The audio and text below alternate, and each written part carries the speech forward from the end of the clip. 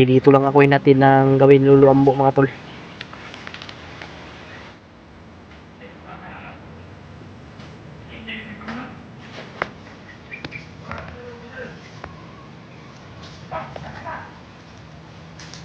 Dito ako pinadaan ni ng gabay luluambo sa likod ng anulay.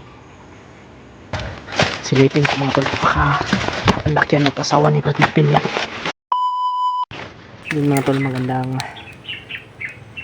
araw po sa inyong lahat. Hapon na tayo nakarating dito sa area. At yun, hinatid tayo dito ng gabay ni Lolo Ambo. At dito daw natin matatagpuan yung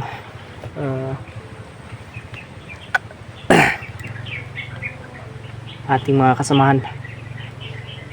Nagpapasalamat talaga ako mga tol sa gabay ni Lolo Ambo dahil tinulungan niya po ako. At yun, ako lang po mag-isa mga tol. Sila Kuya Wads nag-rescue din doon sa sila Kuya Alpa, si Julius sa kay Kuya SJ, si Ruan. Kaya yun mga tol, no? Yung mission natin ngayon, hanapin natin sila Kuya Rimart kasi mga tol, may nasabi yung gabay nuluan mo sa akin na may nangyayari daw na hindi man kagustuhan ng ating mga kasamahan. Pero yun mga tol, bad news dahil nagkahiwalay po sila. Kaya ngayon mga tol, sana may makita tayong kasamahan natin kasi ito sobrang lawak talaga dito ng yun din yung sabi ng gabay ni Lolo Ambo, sobrang lawak daw ito. Pero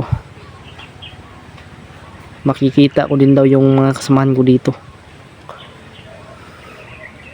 May mga boses, na may mga tumatahol din na aso. Kaya yun mga tol, sa ilang oras natin na pag lalakbay, nakarating din tayo dito.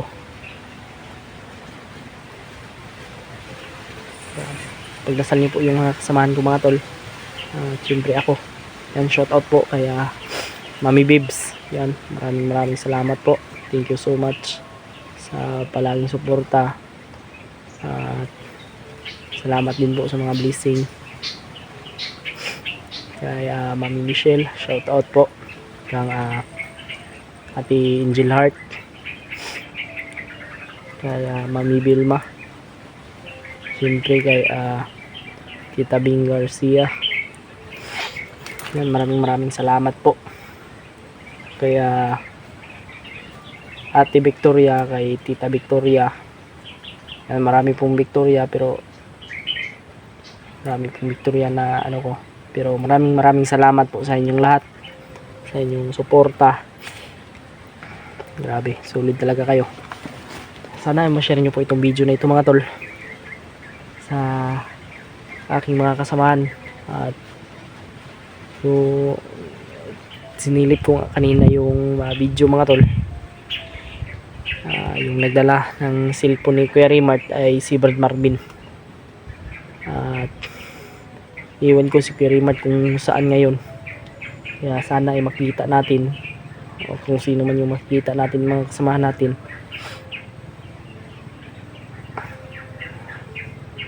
Pagdasal nyo lang po yung kaligtasan namin dito mga tol.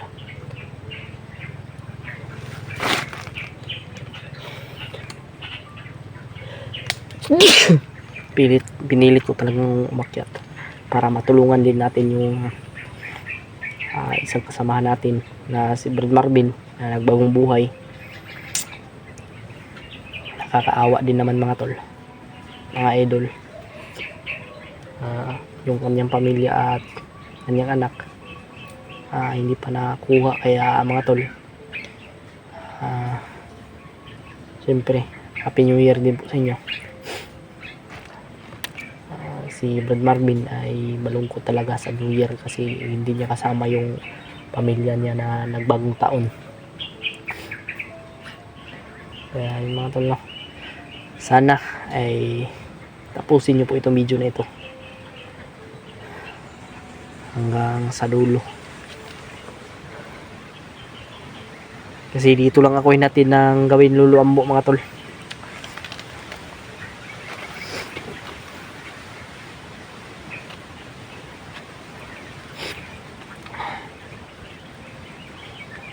Siyempre may baon tayo dito, hindi man madami pero okay na ito mga tol. Nakapag ano na ito,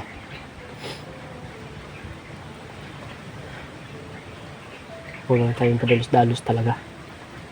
At siyempre magdadasal tayo mga tol bago tayo lalakbay ulit.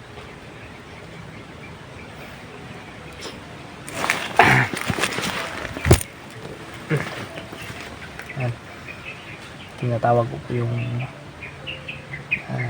ating Panginoon, no? So yun mga tol, magdadasal po muna tayo. Samahan nyo po ako sa aking pagdarasal. Naway ingatan tayo ng Panginoon, hindi tayo pababayaan at ligtas na tayo sa kapahamakan. So yun mga tol, no? Lord, nandito naman po ako Lord para humingi po sa iyo ng lakas at bigyan mo po ako ng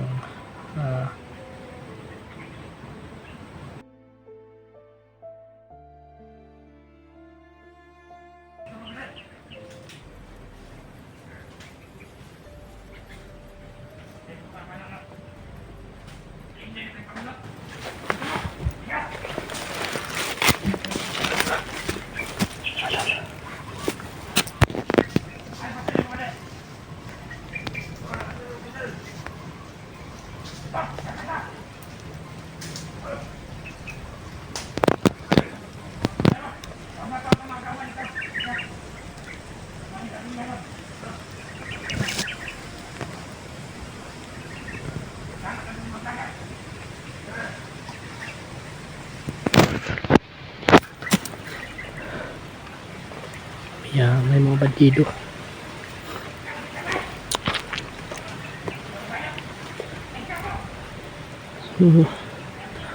Yung mga tol,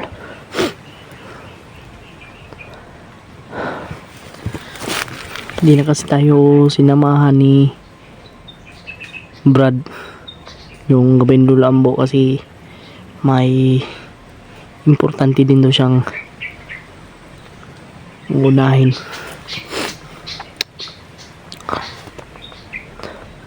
Doon may dumaan ng mga bandido nagpapatrolya.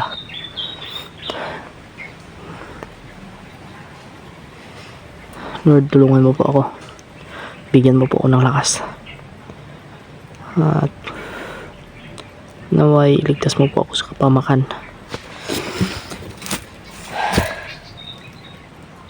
Sana ay walang mangyaring masama sa akin at yung mga kasamahan ko. Lord, sana bigyan mo po ng lakas.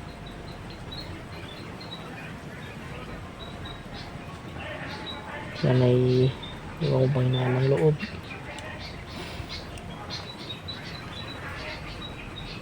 Maraming salamat din po sa blessing Lord God na mga binibigay mo araw-araw, lalong lalo na po sa aking mga taga-subaybay, mga supporter. Bigyan mo po ng lakas, mga blessing kanilang pamilya at yung mga OFW. Lord God, ingatan mo po sila, huwag mo po silang pababayaan.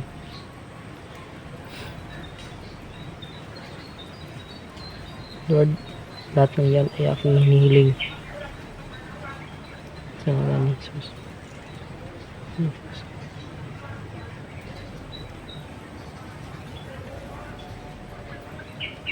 Amen. So yung mga tol, kailangan natin magdasal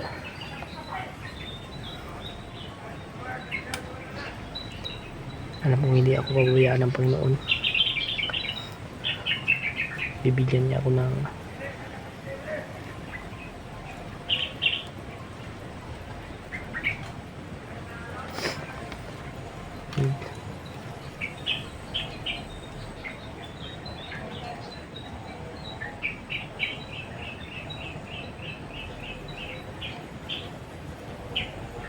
wala tayong palos-talos talaga mga tol, kasi nakapalibot sila dito at may mga nakita daw silang patay. Rinig ko sa kanila. Sigurado ako positive yan na mga kasamaan ko yung pumatay, o baka may mga kasamaan tayo ditong mga Pilipinong nag-ano ng gobyerno, baka nandito. Papasalamat talaga ako sa inyong lahat mga tol sa yung mga pagdarasal. Mayroon talagang mga sanahan.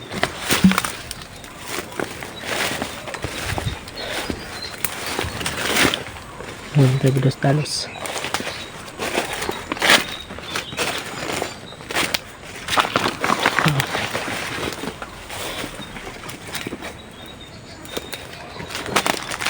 May parating na naman, oh.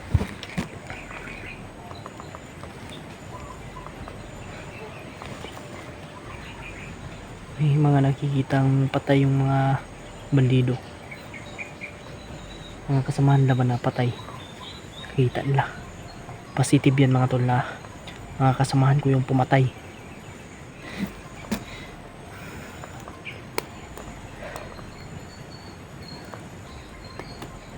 Takasan ko lang yung loob ko, tatagan ko lang. Hindi ko pwedeng pababayaan yung mga kasamahan ko mga tol. Kailangan ko talaga silang tulungan.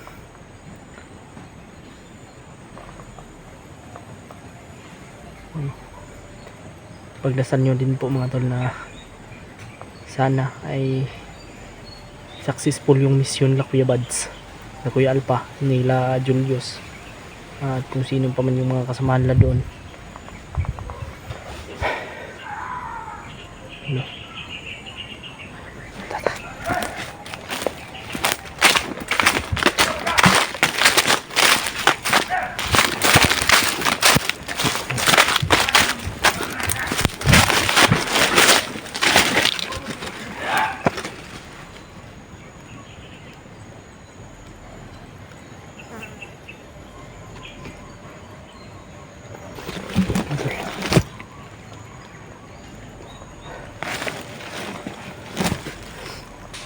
Kawawa yun si Kuya Rimart ba, baka na paano yun.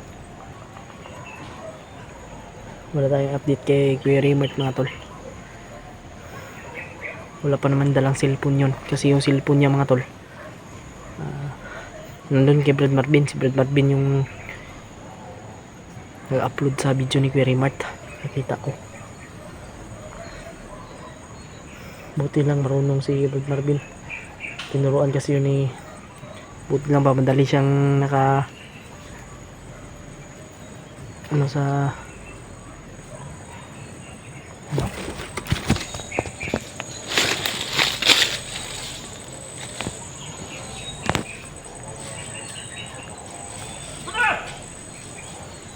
tumakbo.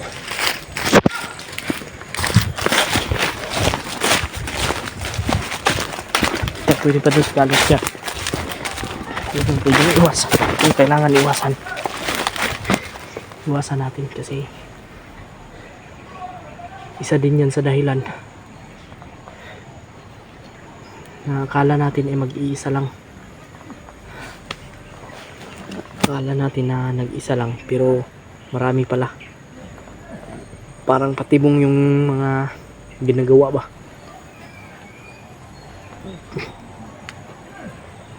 Kaya huwag tayong tulos-talos. Mahirap, baka makorner tayo dyan. Kailangan talagang planuhin bago lulusob.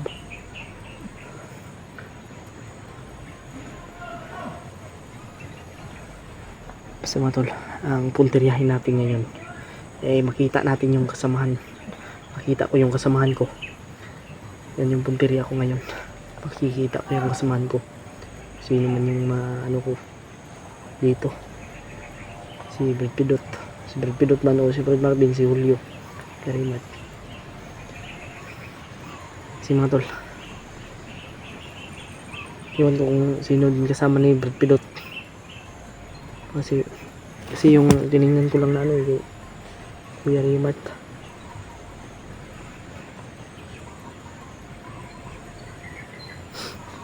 Pero si Brad Marvin yung nagdala kasi ng cellphone ni Kuya Rimat eh. Wala tayong update kay Kuya Rimat ngayon. Pero tinext ko na yun mga tol. Yung cellphone ni Kuya Rimat. Iwan ko kung nabasa ba yun ni Brad Marvin.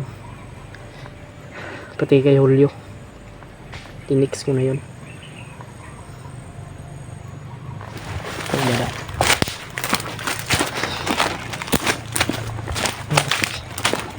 Mahirap pagkakalos dyan. Lalo na baka makorner tayo dyan ba.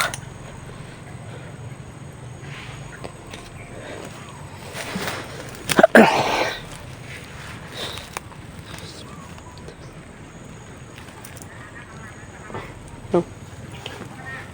Sobrang dami na dito mga tol. Yan.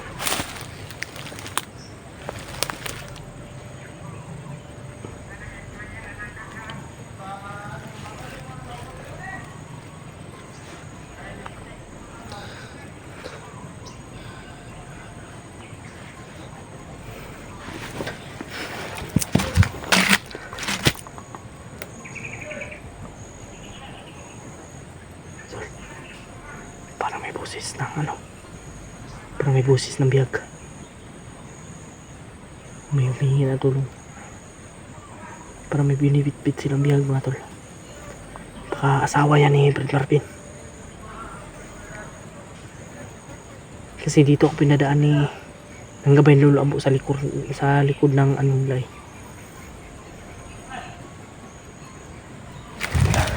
Silipin ko mga tol. Baka ang lakyan at asawa ni Brad Marvin yan.